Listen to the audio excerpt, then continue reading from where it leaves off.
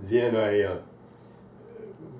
they asked they needed a volunteer to maintain the national park, or the Yorktown National Cemetery in Yorktown, and I said I would do that along with another gentleman. And from 1994 until he retired in 2003, July 2003, and I maintained the cemetery up until yesterday, the 7th of March. And right now I'm fully retired and don't have much to do, which I love. Awesome. So that's about it as far as that goes. So you just retired from working at the cemetery yesterday? Yes. Nice. Yeah, I've been there 23 years, and I've done it by myself basically, and it was just too much. It's about 5 acres, and there's 1,596 headstones up there, and you have to maintain that whole thing, and it's a tough job for me. It was, especially during the summer, June, July, August. Heat, weather just will beat you down, or beat me down anyhow. So there are 2 new guys that are taking over my job, and I wish them well. Nice. Can you tell me anything else about what it was like working at the cemetery? Well, it was very, to me, being an ex-military guy, it was very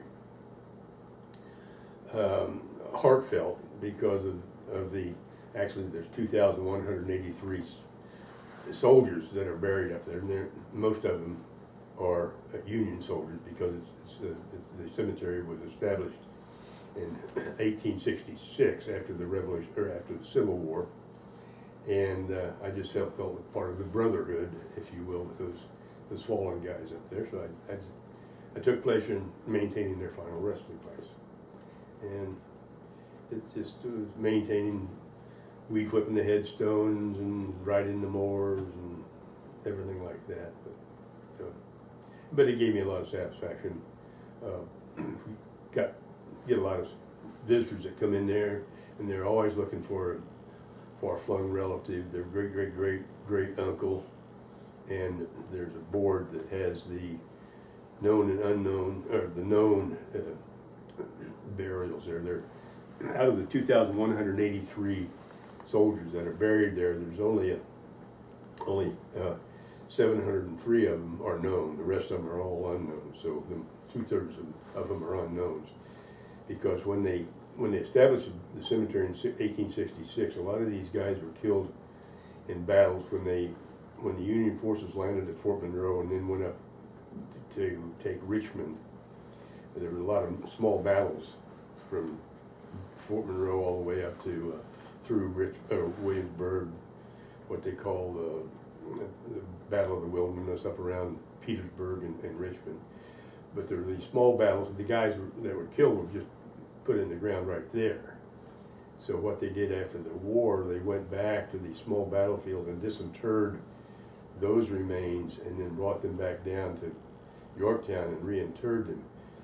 But the problem with that was, because they'd been in the ground for so long, there was basically no way to recognize them unless they had positive identification. A lot of them, what they did when they were going into battle, would pin on the inside of their tunic their name and their unit. So if they got killed, they know who they were and things like that. Okay. But a lot of them were just pieces in some cases, and so when they brought them back to Yorktown, that's why there's so many of them that are unknown. They've been buried for so long that they're just no longer, nothing but bones, if you will. In 2003, Hurricane Isabel came through here and really did a job on the cemetery. The cemetery at that time had these huge cedar trees, and the hurricane took down 13 of the huge cedar trees and unearthed 8 graves. Because I always kind of ask myself when I'm weed whipping around those headstones, is there anybody really buried here? Because, or they just put a name on a headstone and let. But after the hurricane that came through on Thursday, I went up on Friday to take a look at it, and these 8 graves had been exposed, and inside of them, that's all human remains and bones. And I said, well, there are really people here.